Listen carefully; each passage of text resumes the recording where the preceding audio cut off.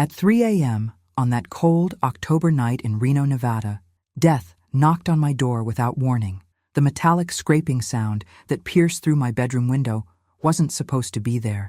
It was the kind of noise that makes your blood freeze, the kind that tells you something fundamentally wrong is happening in your world. My name is Diane Keller.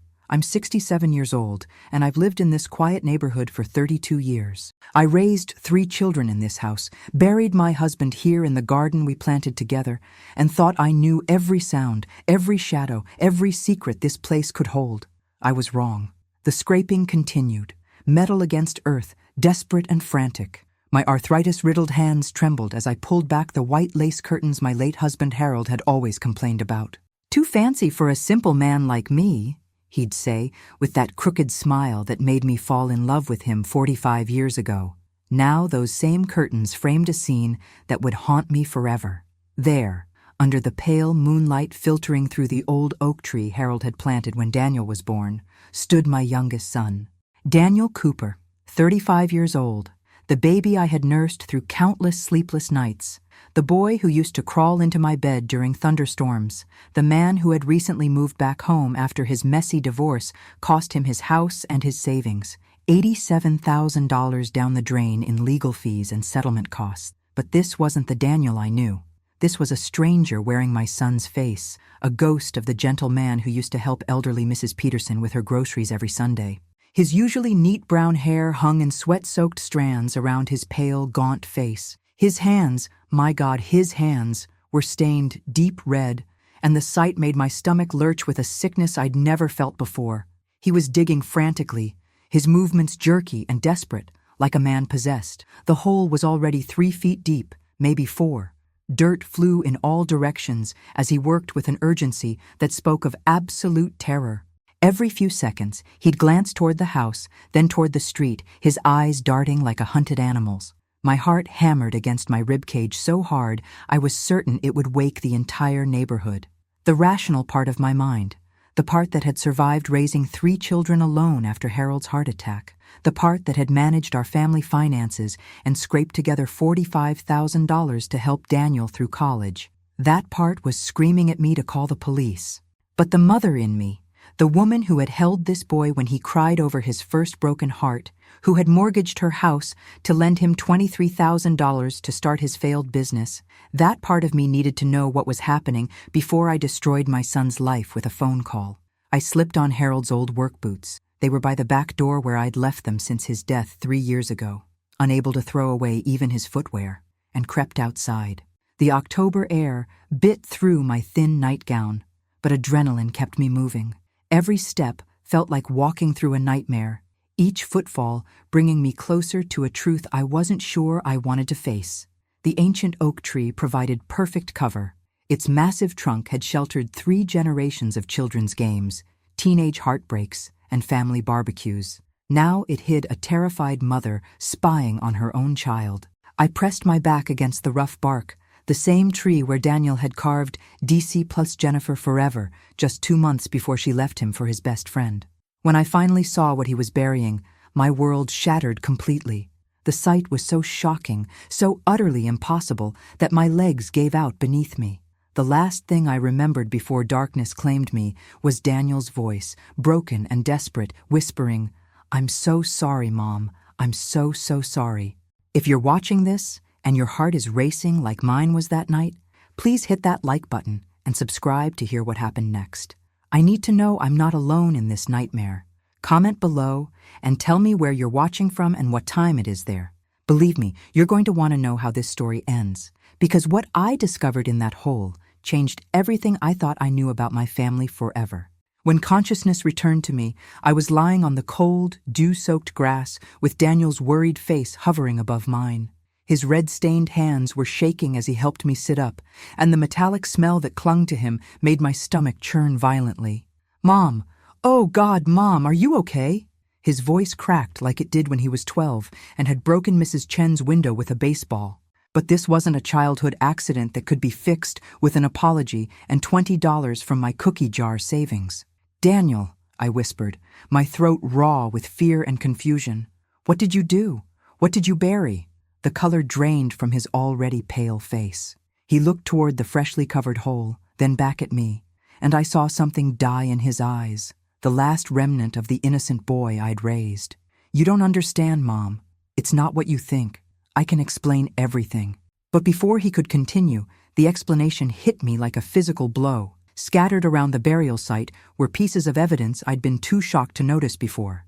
A small pink collar with tiny silver bells, a favorite squeaky toy shaped like a hamburger, and worst of all, a tiny paw print pressed into the soft earth near where Daniel had been digging. "Princess," I gasped, the name of Mrs. Peterson's beloved Chihuahua catching in my throat. The sweet little dog who would yap excitedly every time she saw me, who had been Mrs. Peterson's only companion since her husband died 5 years ago. "Daniel, please tell me you didn't—" "It was an accident." The words exploded from him like a confession at gunpoint. "I was coming home late, and she ran into the driveway. I didn't see her until it was too late. My truck, there was this awful sound, and when I got out to check—" His voice broke completely. "She was already gone, Mom. I couldn't just leave her there for Mrs. Peterson to find in the morning." Relief and horror warred in my chest. Relief that my son wasn't the monster my imagination had conjured, and horror at the devastating truth. Mrs. Peterson loved that dog more than anything in this world. Princess had been her therapy dog after her stroke last year, the only thing that got her out of bed each morning. The elderly woman had spent $8,000 on Princess's heart surgery just 6 months ago, money she could barely afford on her fixed income. "We have to tell her," I said, struggling to stand on unsteady legs. "We have to tell Mrs. Peterson what happened. She deserves to know." "No!" Daniel grabbed my arm with surprising force. "Mom, you don't understand. I can't afford any more problems right now. The divorce already cost me everything. I'm barely making the payments on my truck, and I owe you $15,000 already. If Mrs. Peterson decides to sue, or if this gets out and I lose my job at the warehouse—" The desperation in his voice was heartbreaking, but what followed next would haunt me forever. "Besides," he continued, and his tone shifted into something cold and calculating that I'd never heard from him before, "the old bat is probably going to die soon anyway. She's what, 83? 84? What difference does it make if she spends her last few years thinking her precious princess ran away instead of knowing the truth?" I stared at my son, my baby boy, as if seeing him for the first time. "How can you say something so cruel? Mrs. Peterson has been nothing but kind to our family. When your father died, she brought casseroles every day for 2 months. When you lost your job last year, she hired you to clean her gutters for $200 even though they were perfectly clean." "That's exactly my point." Daniel's voice turned vicious. "She's loaded, Mom. Did you see that new car she bought last month? A $45,000 BMW, and she's crying poverty when it comes to her property taxes. She can afford to buy 10 dogs if she wants to." The Daniel standing before me was a stranger. Somewhere along the way, my gentle son had become someone capable of killing an innocent animal and then speaking about its grieving owner with such callous indifference. The realization hit me like a sledgehammer. This wasn't just about an accident. This was about the kind of man my youngest child had become. "We're going to dig her up," I said firmly, my mother's voice overriding my broken heart. "We're going to take Princess to Mrs. Peterson, and you're going to tell her exactly what happened, and then you're going to find a way to make this right." Daniel's face twisted into an expression I'd never seen before. Pure, ugly rage. "The hell we are.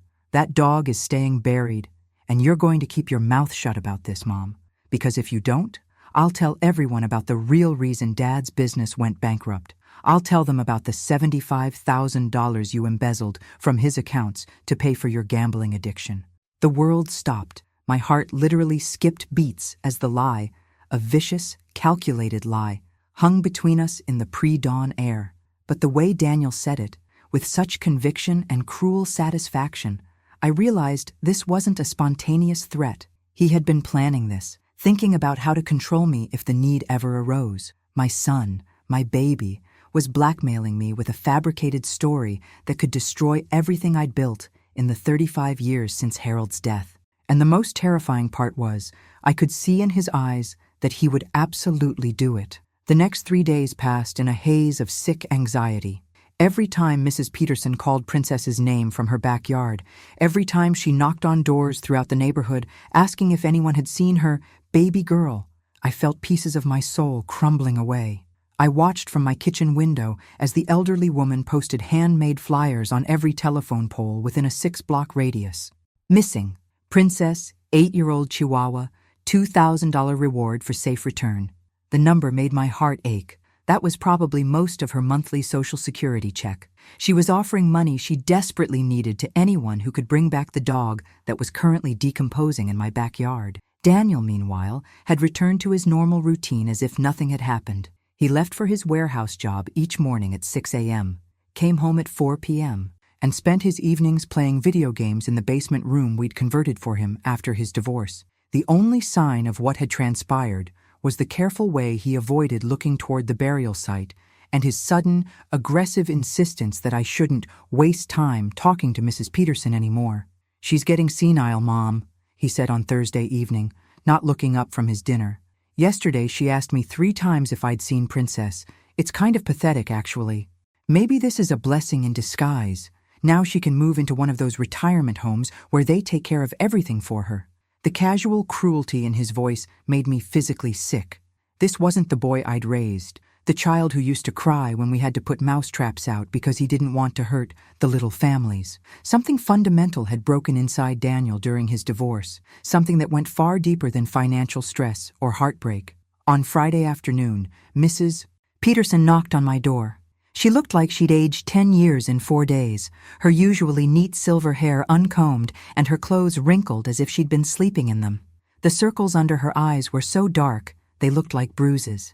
"Diane, honey," she said, her voice barely above a whisper. "I know you must think I'm being silly, but I'm so worried about Princess. She's never been away from home for more than a few hours. I've called all the shelters, posted online, even hired one of those pet detective services for $500. They said sometimes dogs get picked up by people who think they're strays, but Princess has her collar, her tags. I just don't understand." Standing there, looking into her desperate, hope-filled eyes, I made a decision that would haunt me for the rest of my life. I lied. "I'm sure she'll turn up soon," I heard myself saying. "You know how adventurous small dogs can be. Maybe she's just exploring a new area and got a little lost." The grateful smile that spread across Mrs. Peterson's face was like a knife twisting in my chest. "You really think so? I've been so scared that someone might have taken her, or that she got hit by a car. I keep having these awful nightmares." I wanted to confess everything right then. I wanted to throw myself on this kind woman's mercy and beg her forgiveness. But Daniel's threat echoed in my mind. The $75,000 gambling addiction story. It was completely fabricated, but Daniel had done his homework. He knew that Harold's business had failed around the same time the local casino had opened. He knew I'd been struggling with depression after Harold's death and had spent many lonely evenings at the slot machines, though I'd never lost more than the $50 weekly allowance I'd set for myself. But who would believe me over Daniel? He had his whole story worked out, complete with dates and details. He could probably even produce fake evidence if he wanted to. The thought of my grandchildren, my daughter Sarah's twin boys, hearing that their grandmother was a thief and an addict, was unbearable. That evening, as Mrs. Peterson continued her hopeless search, calling Princess's name into the gathering darkness, I called my oldest son, Marcus. "Mom?" His concerned voice came through the phone immediately. "Is everything okay? You sound strange." Marcus was 42, a successful accountant with 3 kids and a mortgage on a beautiful house in Sacramento. He'd always been the responsible one, the child who never gave me a moment's worry. Unlike Daniel, Marcus had built a stable life for himself and visited regularly, always bringing his wife Linda and the kids for holidays and special occasions. "I need to ask you something about Daniel," I said carefully. "Have you noticed any changes in him since the divorce?" There was a long pause. "What kind of changes?" "He seems different, harder, like he's angry at the whole world." "Mom," Marcus said gently, "Daniel went through hell with Jennifer. She cheated on him, took half of everything he'd worked for, and then had the nerve to ask for alimony. The guy's been living in your basement for 8 months. Of course he's changed. But that doesn't excuse—" I stopped myself before I could reveal too much. "Doesn't excuse what?" Marcus's voice sharpened with concern. "Mom, what's going on? Is Daniel causing problems?" I wanted desperately to tell Marcus everything, but Daniel's threat loomed over me like a sword. My reputation in this community was everything to me. I'd been the treasurer of the church auxiliary for 15 years, had organized countless charity drives, and was known as one of the most trustworthy people in the neighborhood. If word got out that I was supposedly a gambling addict who had embezzled money— Nothing serious, I lied again. I just think maybe it's time for Daniel to find his own place. He can't live in my basement forever. That's probably a good idea, Marcus agreed. Independence might help him get his confidence back. Do you want me to talk to him? No, I said quickly. I'll handle it. But as I hung up the phone, I realized I had no idea how to handle anything anymore. I was trapped in my own home by my own son, and the weight of Mrs. Peterson's grief was crushing me slowly, one day at a time. By the second week, Mrs. Peterson's search for Princess had taken on desperate proportions. She'd hired a second pet detective, another $800 she couldn't afford, and had expanded her reward poster campaign to include neighboring towns. The poor woman was spending her entire savings chasing a ghost, and every dollar she threw away was another nail in the coffin of my conscience. I found her on Tuesday morning at 6 a.m., wandering through my backyard in her bathrobe and slippers, calling Princess's name in a voice raw from overuse. She was less than 10 feet from where Daniel had buried the little dog, and the irony made me physically ill. Mrs. Peterson, I called out, wrapping my robe tighter against the early autumn chill. What are you doing out here so early? She turned toward me with wild, desperate eyes. I heard barking last night, Diane. Around 3 a.m. I'm sure it was Princess. She might be hurt somewhere, maybe trapped under a shed or in someone's garage. I have to check every possible place. The pain in her voice was unbearable, but what made it worse was the spark of hope I could still see in her eyes. After 10 days of searching, she still believed her beloved companion was alive somewhere, waiting to be rescued. Maybe you should come inside, I suggested gently. I'll make some coffee, and we can figure out a plan. As I led her toward my kitchen, I caught a glimpse of Daniel through the basement window. He was watching us with an expression of cold amusement, and when he saw me looking, he made an exaggerated shh gesture, pressing his finger to his lips with a mocking smile. Over coffee, Mrs. Peterson pulled out a notebook filled with her methodical search efforts. She'd contacted 67 households in a 3-mile radius. She'd checked with 4 veterinary clinics, 3 animal shelters, and 2 rescue organizations. She'd even placed ads in newspapers in Sparks and Carson City, expanding her search area based on advice from the pet detectives. I know everyone thinks I'm going overboard, she said, her hands shaking as she held her coffee cup. My daughter called yesterday and suggested maybe it was time to accept reality. But Princess is all I have left, Diane. When my Robert died, when I had my stroke, when the kids moved away to start their own lives, Princess was what kept me going. She sleeps on Robert's pillow every night. She knows when I'm sad and comes to comfort me. I can't just give up on her. Tears were streaming down her face, and I felt like the lowest form of human being imaginable. This woman was pouring her heart out to me, trusting me with her deepest grief, and I was sitting there with full knowledge of exactly what had happened to Princess. The pet detective thinks someone might have picked her up thinking she was a stray, Mrs. Peterson continued. He says it happens all the time. Good-hearted people see a small dog wandering alone and take it home, planning to find the owners later. But then they get attached and convince themselves the dog is better off with them. The bitter irony wasn't lost on me.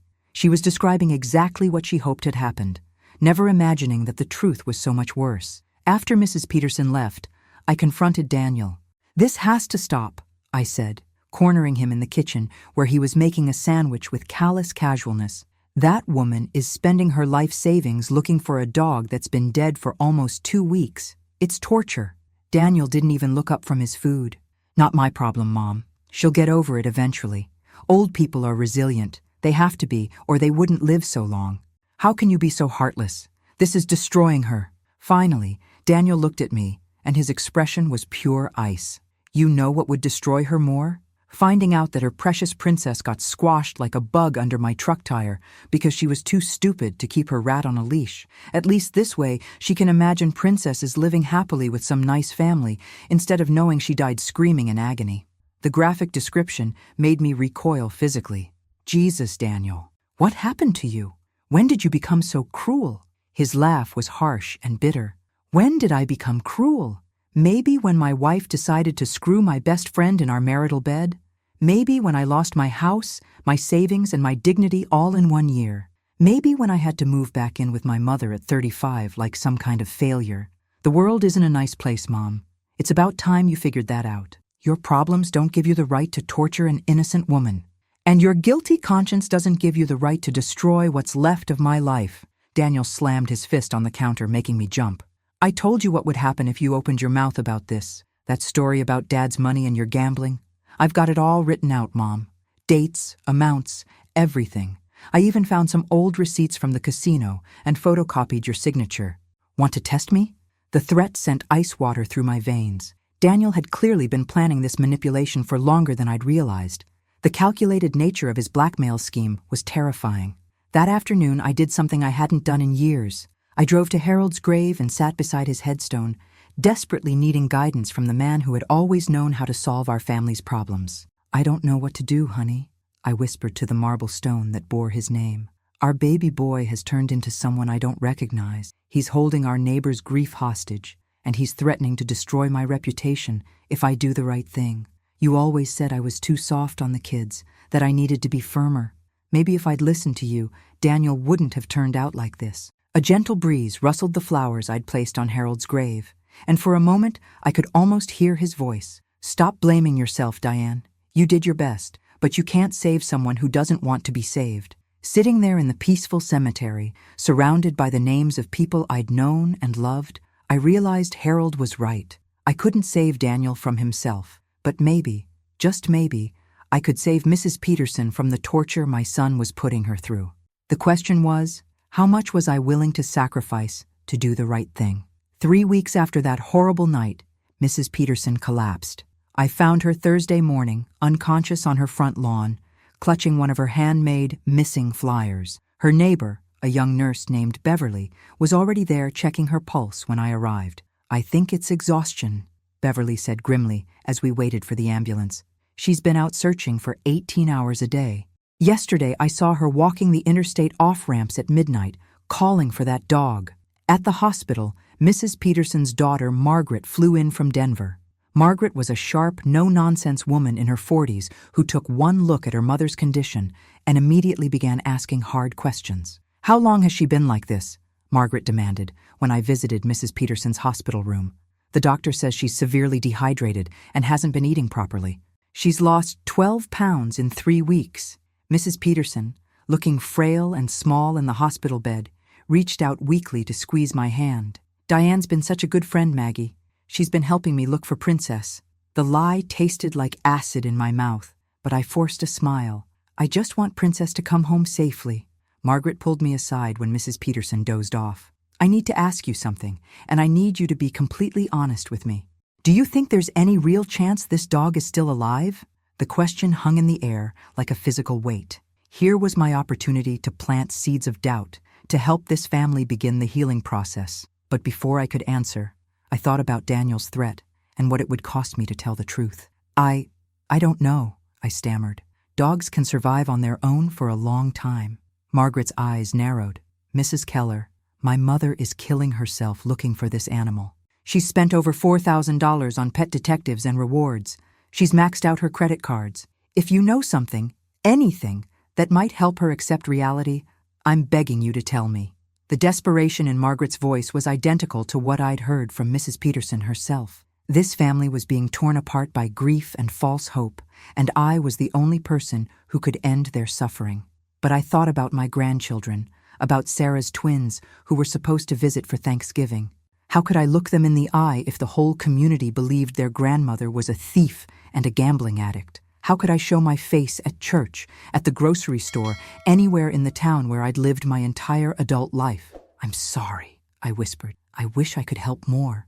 Margaret's face hardened with disappointment, and I knew she suspected I was holding back information.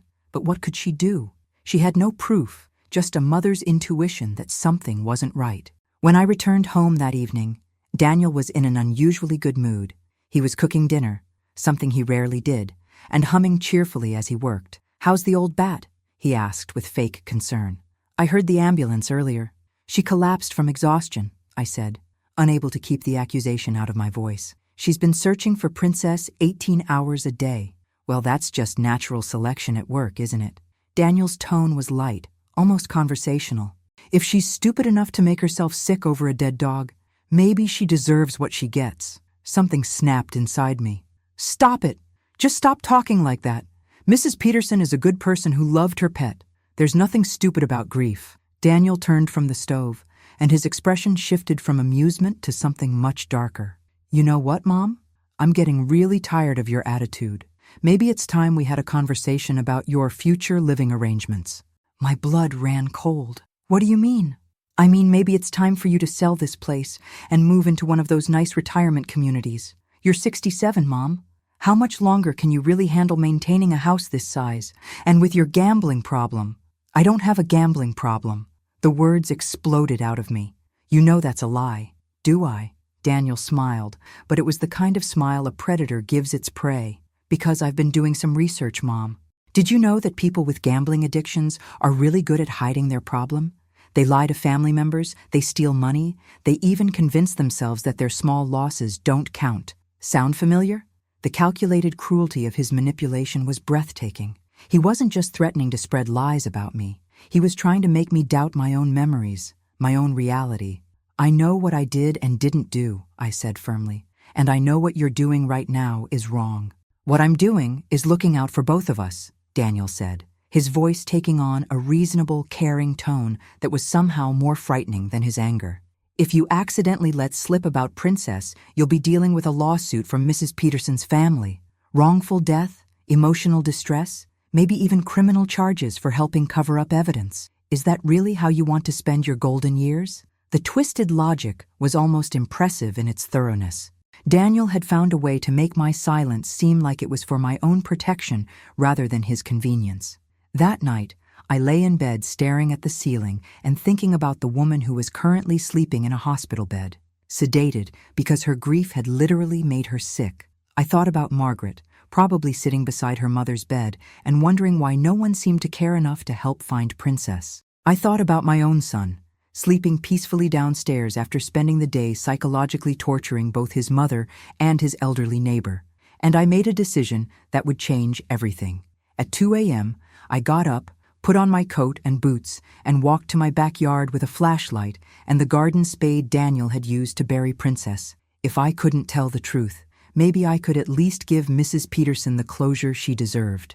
I began to dig. The soil was harder than I'd expected, packed down by 3 weeks of October rain and Daniel's hurried burial work. My arthritic hands cramped around the spade handle, and every shovelful felt like it weighed 50 pounds. But Mrs. Peterson's face, hollow and desperate in that hospital bed, kept me digging through the early morning darkness. At 3 feet down, my spade hit something soft. My stomach lurched as I carefully brushed away the dirt, revealing the small pink blanket that Mrs. Peterson had lovingly wrapped around Princess during her recovery from heart surgery last spring. Even in death, the little dog had been treated with more love and care than my own son had shown any living creature in months. Princess was smaller than I remembered, a tiny bundle that couldn't have weighed more than 4 pounds. Her collar, the pink leather one with tiny silver bells that had cost Mrs. Peterson $75 at a specialty pet store, was still around her neck. The bells didn't ring anymore. I wrapped her carefully in a clean towel, my tears falling steadily onto the small body. This innocent creature had died because my son was driving recklessly, probably drunk, and her owner was slowly dying of grief because I was too cowardly to tell the truth. As I filled in the hole, I heard a sound that made my blood freeze, the basement door opening. Daniel's footsteps crossed the kitchen, heading toward the back door. He'd heard me digging. I quickly finished filling the hole and slipped behind the oak tree with Princess's body clutched against my chest. Daniel appeared on the back porch, squinting into the darkness with a flashlight of his own. "Mom?" he called softly. "You out there?" I held my breath, praying he wouldn't come investigate further. After what felt like an eternity, he shrugged and went back inside. But I knew I was living on borrowed time. It wouldn't be long before Daniel noticed the disturbed earth and realized what I'd done. I had to act quickly. At 6 a.m., I drove to the hospital with Princess's body in a small cardboard box on my passenger seat. Visiting hours didn't start until 8, but Beverly, the nurse from next door who had helped Mrs. Peterson, was just finishing her night shift. "Mrs. Keller?" Beverly looked surprised to see me in the hospital parking lot so early. "Is everything okay?" "I need your help," I said, and the desperation in my own voice surprised me. "I need to see Mrs. Peterson before her daughter arrives. It's about Princess." Beverly's expression grew cautious. "What about Princess?" I looked down at the box in my hands, then back at Beverly's kind, tired face. This young woman had been nothing but helpful to Mrs. Peterson throughout the search. She deserved the truth. "Princess is dead," I said quietly. "She has been for 3 weeks. And I know how it happened." Beverly's eyes widened. "Mrs. Keller?" "Please," I interrupted. "I know how this sounds, but Mrs. Peterson is dying by inches in there, and her daughter is going crazy trying to figure out how to help her. I can't let this continue." Something in my voice must have convinced her, because Beverly checked her watch and nodded grimly. "Room 314. But make it quick. Margaret went to get coffee, but she'll be back soon." Mrs. Peterson was awake, staring out the window at the parking lot where she'd probably hoped to see Princess running toward the hospital. When she saw me, her face lit up with desperate hope. "Diane, any news? Did someone call about the reward?" I sat down heavily in the chair beside her bed, still holding the cardboard box. "Mrs. Peterson, I need to tell you something about Princess, and I need you to know how sorry I am." The hope in her eyes began to flicker with uncertainty. "What do you mean?" I opened the box and showed her Princess's small, still form. Mrs. Peterson's gasp was like a physical blow, but what followed was worse, the sound of a heart breaking in real time. "She's been gone for 3 weeks, I said through my tears. "It was an accident. But, oh, Mrs. Peterson, I should have told you immediately. I've been lying to you every single day, letting you torture yourself with false hope." Mrs. Peterson reached into the box with trembling hands and stroked Princess's fur with infinite gentleness. The little dog looked peaceful, almost like she was sleeping. "How?" The word came out as barely a whisper. "My son Daniel was driving home late. He didn't see her in the driveway until it was too late. He panicked and he buried her in our backyard. He made me promise not to tell anyone." 3 weeks, Mrs. Peterson repeated, her voice hollow. "I've been searching for 3 weeks for my baby, and she's been dead this whole time. I'm so sorry. I wanted to tell you every single day, but Daniel, he threatened me. He said he'd tell people I was a gambling addict who stole money, and I was too scared to—" "You were scared?" Mrs. Peterson's voice suddenly gained strength, and when she looked at me, I saw something I'd never seen in her gentle eyes before. Rage. "You were scared of your reputation while I was spending my life savings and making myself sick with worry? You watched me collapse from exhaustion, knowing exactly where Princess was?" The judgment in her voice was like acid on an open wound, but I deserved every word. "There's no excuse for what I did. I betrayed your trust and let you suffer unnecessarily. I hate myself for it." Mrs. Peterson was quiet for a long moment, holding Princess close to her chest and rocking slightly. When she spoke again, her voice was different, harder and more determined than I'd ever heard it. "Where is Daniel now?" "At home, getting ready for work." "Good." Mrs. Peterson reached for the phone beside her bed. "Because I'm calling the police. Your son killed my dog and then made you help him cover it up for 3 weeks. That's not just an accident. That's criminal." My heart started racing. "Mrs. Peterson, please. I know you're angry, and you have every right to be, but nothing." She was already dialing. "Your son is going to face the consequences of his actions, and so are you." The police arrived at my house at 8:30 a.m., just as Daniel was backing his truck out of the driveway for work. Officer Martinez and Officer Chen were thorough and professional, but I could see the disgust in their eyes as they listened to the story Mrs. Peterson had given them. Daniel's performance was masterful. When they told him about the accusation, his face went through a perfect progression of shock, confusion, and hurt. "Princess? Mrs. Peterson's dog?" He frowned thoughtfully. "I remember her mentioning that the dog was missing. That's so sad. But I don't understand why she would think I had something to do with it. According to Mrs. Peterson, your mother confessed that you struck the dog with your vehicle 3 weeks ago and buried it in your backyard," Officer Martinez said, watching Daniel's face carefully. Daniel's expression shifted to concern and embarrassment. "Oh my God. Officer, I think my mother might be having some mental health issues. She's been under a lot of stress lately, and she's been saying some really strange things. Last week she accused me of stealing money from her purse, but then she found it in her coat pocket. I've been worried about her, but I didn't know it had gotten this bad."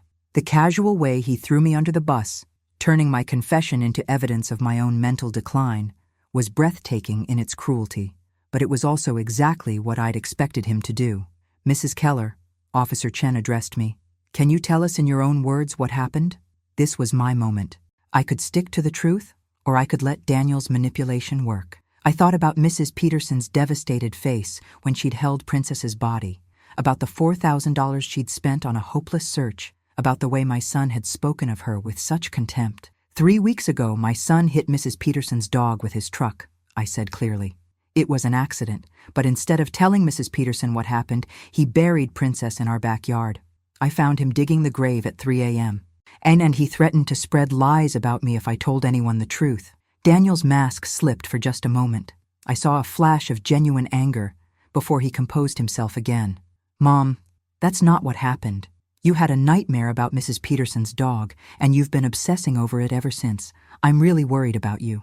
"Then let's dig up the backyard," Officer Martinez said pragmatically. "If there's no dog buried there, we'll know Mrs. Keller was mistaken.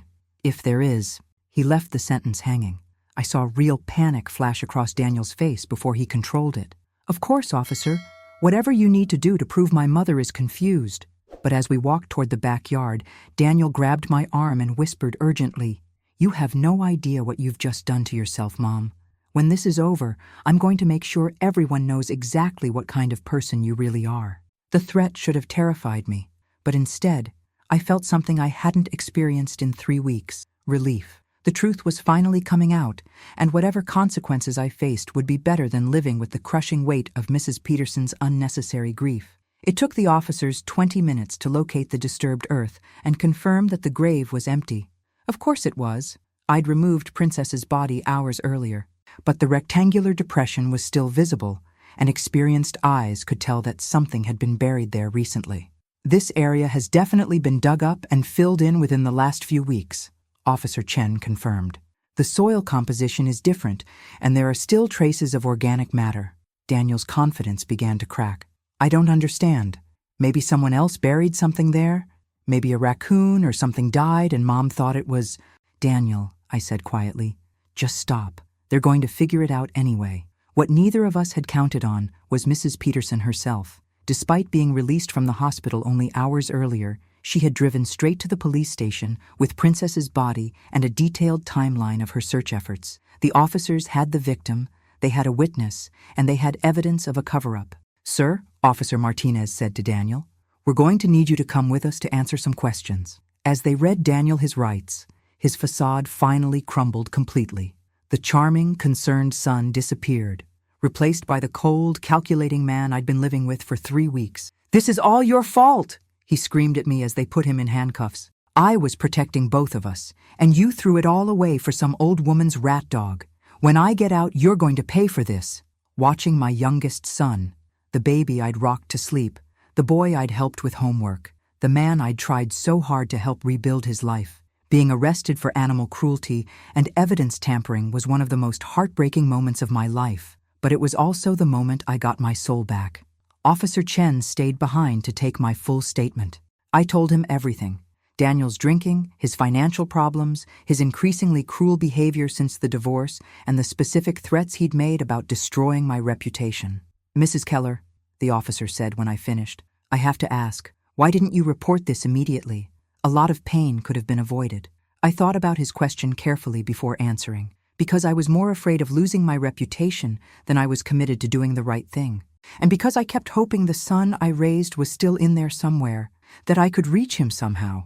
I was wrong on both counts. As the police car drove away with Daniel in the back seat, I realized that my real fear hadn't been about what people would think of me if Daniel's lies came out. My real fear had been facing the truth about what my son had become, and accepting that sometimes no amount of a mother's love can save someone who doesn't want to be saved. The story hit the local newspaper 3 days later. "Local man charged with animal cruelty, cover-up." The article was factual but devastating, detailing Daniel's actions and the 3 weeks of torment Mrs. Peterson had endured. My name was mentioned throughout as an unnamed family member who initially participated in the cover-up before coming forward with the truth. Within hours of publication, my phone started ringing. The calls fell into 3 categories: supportive friends who understood that I'd ultimately done the right thing, judgmental acquaintances who couldn't believe I'd let Mrs. Peterson suffer for so long, and reporters who wanted to interview me about my son's crime. I unplugged the phone after the sixth reporter called. The hardest call came from my daughter Sarah, who had seen the article online. "Mom?" Her voice was tight with controlled emotion. "Please tell me what I'm reading isn't true." Sarah was my middle child, a successful pediatric nurse with twin boys and a stable marriage. She'd always been the peacekeeper in our family, the one who tried to find common ground between her brothers and smooth over conflicts. Hearing disappointment in her voice was almost unbearable. "It's all true," I said quietly. "I made terrible choices, and I deeply hurt someone who deserved better from me." There was a long silence before Sarah spoke again. "How could you let Mrs. Peterson spend thousands of dollars and make herself sick looking for a dog you knew was dead? Mom, that's not the woman who raised me. That's not the person I thought you were." The criticism from my daughter cut deeper than anything the neighbors or reporters could say. Sarah was right. This wasn't the woman I thought I was either. Somewhere along the way, fear had made me into someone I didn't recognize. "I don't have an excuse," I admitted. "Daniel threatened to spread lies about me, and I was too scared of losing my reputation to do what I knew was right. I chose my own comfort over another person's suffering. What kind of lies could be worse than what you actually did?" I explained Daniel's gambling addiction fabrication, and the silence that followed was even longer than before. "Mom," Sarah finally said, "you were willing to let an elderly woman torture herself to avoid a lie that people would have figured out wasn't true? Anyone who knows you would know you're not a gambling addict." Her words hit me like a physical blow because she was absolutely right. I'd been so afraid of a fictional scandal that I'd created a real one. My fear had been completely out of proportion to the actual threat. "I know," I whispered. "I know how stupid and selfish it was. I hate myself for it." "I don't want you to hate yourself," Sarah said, her voice softening. "But I need you to understand how serious this is. The boys have been asking questions about why Uncle Daniel is in jail. How am I supposed to explain that their grandmother helped cover up a crime?" That evening, Mrs. Peterson's daughter, Margaret, knocked on my door. I'd been dreading this conversation for days, but I knew I owed her and her mother a face-to-face apology. Margaret looked exhausted, her eyes red from crying and stress. "Mrs. Keller, my mother wanted me to give you this." She handed me an envelope with my name written in Mrs. Peterson's careful handwriting. Inside was a short note. "Diane, thank you for finally telling the truth. Princess is at peace now, and so am I. I forgive you, but I need time before we can be friends again. Eleanor." The note was both compassionate and devastating. Mrs. Peterson had found it in her heart to forgive me, but our 30-year friendship was effectively over. The realization hit me harder than I'd expected. "She's not pressing charges against you," Margaret said. "The prosecutor explained that she could pursue charges for accessory after the fact or something similar, but Mom decided she'd suffered enough without having to relive everything in court." "I don't deserve her mercy," I said, tears starting to flow. "No," Margaret agreed bluntly, "you don't, but that's the kind of person my mother is. She spent the last 3 days more worried about how this is affecting you than angry about what you did to her." Margaret paused, studying my face carefully. "She wanted me to ask you something, though. Why didn't you just take the risk and tell the truth? What could Daniel have said about you that would be worse than what people are saying now?" I explained about the gambling addiction threat again, and Margaret's expression shifted from puzzlement to something approaching pity. "Mrs. Keller," she said gently, "my mother almost died because you were afraid of a story that no one would have believed. You've lived in this neighborhood for 30 years. You've been treasurer of the church auxiliary. You've organized charity drives. You've helped countless families. Do you really think people would have believed you were secretly embezzling money for gambling?" The question hung in the air like an accusation, and I realized that Margaret was the third person in 3 days to point out the same obvious truth. My fear had been completely irrational. I wasn't thinking clearly, I admitted. Daniel had this whole story worked out with dates and details, and I panicked. I let him convince me that people would believe the worst about me instead of trusting the relationships I'd built over 3 decades. "Well," Margaret said, turning to leave, "now you know what people really think of you. Half the neighborhood is defending you, saying that family loyalty put you in an impossible position. The other half is saying that anyone who would let an elderly woman suffer like that can't be trusted. Either way, it's based on your actual choices, not some made-up story about gambling. After Margaret left, I sat in my kitchen and finally understood the full scope of my mistake. I hadn't just betrayed Mrs. Peterson. I'd betrayed my own value as a person. For 30 years, I'd built a reputation based on kindness, reliability, and moral integrity. When that reputation was threatened by lies, I destroyed it myself with the truth. The irony was bitter and complete. In trying to protect my good name, I'd ruined it beyond repair. Daniel's trial took place 6 weeks later. The courtroom was smaller than I'd expected, filled mostly with neighbors who had followed the case in the local paper. Mrs. Peterson sat in the front row with Margaret, looking frail but determined. She avoided eye contact with me, but I could see the slight tremor in her hands whenever Daniel's name was mentioned. Daniel had hired a public defender. He couldn't afford private counsel after spending his savings on the divorce. The lawyer was young and earnest, but outmatched by the prosecutor's straightforward presentation of facts. The physical evidence, Mrs. Peterson's testimony about her suffering, and my own statement to police. The defense strategy was exactly what I'd expected. Paint Daniel as a man overwhelmed by personal trauma who made poor decisions in a moment of panic, and portray me as an unreliable witness whose story had changed multiple times. "Ladies and gentlemen of the jury," Daniel's lawyer said during opening statements, "my client is guilty of one thing, making a terrible decision while under enormous stress. He'd just lost his marriage, his home, and his financial security. When this accident happened, he panicked. Was it wrong? Yes. But was it malicious? Absolutely not." When Daniel testified in his own defense, I saw glimpses of the son I remembered. He spoke about the divorce, his depression, his financial struggles. He cried when he described the moment of impact, claiming he'd never forgive himself for killing Mrs. Peterson's beloved pet. "I made the worst decision of my life that night," he said, his voice breaking convincingly. "I should have knocked on Mrs. Peterson's door immediately and told her what happened. Instead, I let my panic and shame make the choice for me. I deeply regret the pain I've caused." But when the prosecutor cross-examined him about the specific threats he'd made to keep me quiet, Daniel's mask slipped. "Your Honor," the prosecutor said, "the defendant didn't just make a panicked decision in the moment. According to his own mother's testimony, he spent 3 weeks actively maintaining this deception. He watched Mrs. Peterson search desperately for her dog, saw her spend thousands of dollars she couldn't afford, observed her making herself physically ill with grief, and his response was to threaten his mother to ensure her continued silence." "That's not what happened," Daniel protested. "My mother was having mental health issues. She was confused and—" "Mr.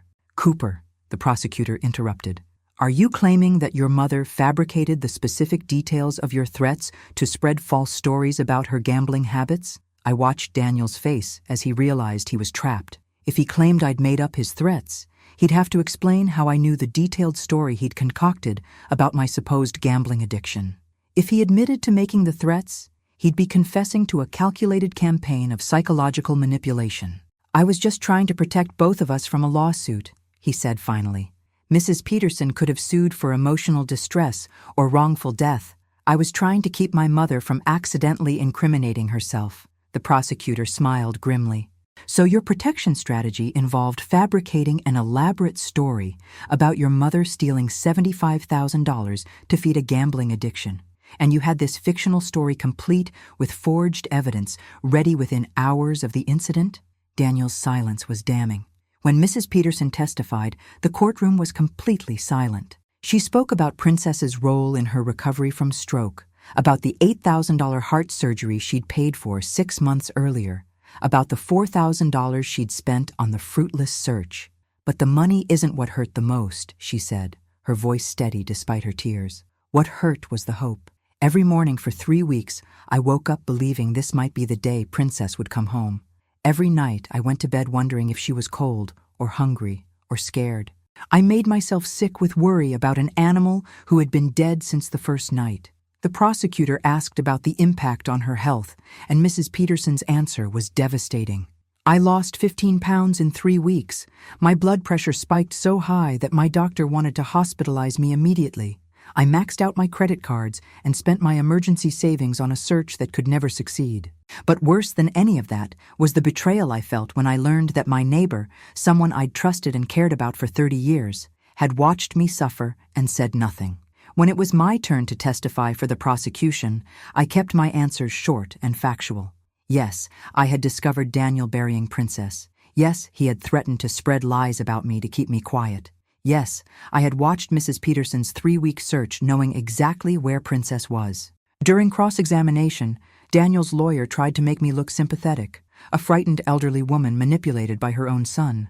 But I stopped him when he suggested that Daniel had coerced me into keeping silent. "No one coerced me," I said firmly. "My son made threats, but I made the choice to prioritize my reputation over Mrs. Peterson's suffering. I could have called the police that first night, or any night for 3 weeks. I chose not to. That's on me, not my son." The jury deliberated for less than 2 hours. Daniel was found guilty of animal cruelty, improper disposal of remains, and obstruction of justice. The judge sentenced him to 18 months in jail, 3 years of probation, and $8,000 in restitution to Mrs. Peterson, the exact amount she'd spent on Princess's medical care over the years. As Daniel was led away in handcuffs, he looked back at me one last time. The hatred in his eyes was unmistakable, but there was something else too, a kind of relief, as if he was finally done pretending to be someone he wasn't. After the sentencing, Mrs. Peterson approached me in the courthouse hallway. She looked older than her 84 years, but there was peace in her eyes that I hadn't seen since before Princess went missing. "It's finished now," she said simply. "I hope you can find some peace too, Diane." "I don't know if I deserve peace," I admitted. "Maybe not," she said sadly, "but you deserve the chance to try to become the person you want to be again." As she walked away with Margaret, I realized she was right. The question wasn't whether I deserved forgiveness. It was whether I was willing to do the work of rebuilding my integrity from the ground up. 6 months after Daniel's conviction, I sold my house. The decision surprised everyone, including myself, but I couldn't continue living next door to Mrs. Peterson, while the memory of my betrayal hung between us like a wall. The house sold quickly to a young family with 2 small children who were excited about the large backyard where Harold and I had raised our kids. I used part of the proceeds to repay Mrs. Peterson the $4,000 she'd spent searching for Princess. I delivered the check personally, along with a letter I'd written and rewritten a dozen times. "Mrs. Peterson," I said when she answered her door, "I know this doesn't undo what I did, but I want you to have the money you spent because of my choices. You shouldn't have to suffer financially on top of everything else." She looked at the check for a long moment before meeting my eyes. "This isn't necessary, Diane. I don't want your money." "It's not about what you want," I said gently. "It's about what's right. You spent $4,000 looking for a dog I knew was dead. That happened because of my decision to stay silent. Please take it." After a brief hesitation, she accepted the check. "What will you do now?" "I'm moving to Sacramento to be closer to Sarah and the boys. I've also started volunteering with a pet rescue organization. I thought maybe I could do some good for animals who actually need help." Mrs. Peterson's expression softened slightly. "That sounds like a good start." I moved into a small apartment near Sarah's family, and for the first time in decades, I had to rebuild my life from scratch. At 67, I was starting over in a place where no one knew my history, where I could choose who to become instead of being defined by who I'd been. The volunteer work at the animal rescue was harder than I'd expected, both physically and emotionally. Most of the animals came from situations of abuse or neglect, and seeing their fear and trauma forced me to confront the reality of what Daniel had done to Princess, not just the killing, but the casual disposal of a beloved family member as if she were garbage. Sarah and I worked slowly to rebuild our relationship. She set clear boundaries. I could see my grandsons, but she needed to know I understood the gravity of what I'd done before we could return to our previous closeness. "I need to know that you understand this wasn't just about making a mistake under pressure," she explained during one of our careful conversations. "You made a choice every single day for 3 weeks. You looked Mrs. Peterson in the eye and lied to her while she was spending money she couldn't afford and making herself sick with worry. She was right, of course. The hardest part of my journey toward redemption was accepting that my behavior hadn't been aberrant. It had been a revelation of character flaws I'd never wanted to acknowledge. I'd always thought of myself as a good person who sometimes made mistakes. The truth was that I was a flawed person who sometimes chose goodness. Daniel and I exchanged letters while he served his sentence, but they were stilted, careful communications that avoided addressing what had really happened between us. He maintained that he'd been protecting both of us, and I couldn't bring myself to challenge that fiction while he was in jail. When he was released, he moved to Phoenix and took a job in construction. We spoke on the phone occasionally, but the easy warmth that had once defined our relationship was gone forever. He'd shown me who he really was during those 3 weeks, and I'd shown him the same thing. We were both different people than we'd thought, and neither of us much liked what we'd discovered. A year after the trial, I received an unexpected phone call from Margaret. Mrs. Peterson had suffered a mild heart attack and was in the hospital. "She's going to be fine," Margaret assured me, "but she's been asking for you. I think she wants to make peace before anything else happens." I drove to Reno the next day, my hands shaking, as I walked through the familiar hospital corridors where this whole nightmare had really begun. Mrs. Peterson looked small and fragile in the hospital bed, but her eyes were alert and kind. "Diane," she said when she saw me, "thank you for coming. How are you feeling?" "Like an old woman who's tired of carrying grudges," she said with a weak smile. "I've been doing a lot of thinking this past year, and I realized something important. What you did was wrong, but the person who finally told me the truth was also you. In the end, you chose honesty over self-preservation. That matters." Tears started flowing down my cheeks. I should have made that choice 3 weeks earlier. Yes, you should have. But people aren't perfect, Diane. We're all capable of letting fear make our choices for us. What defines us isn't whether we make mistakes, it's what we do afterward.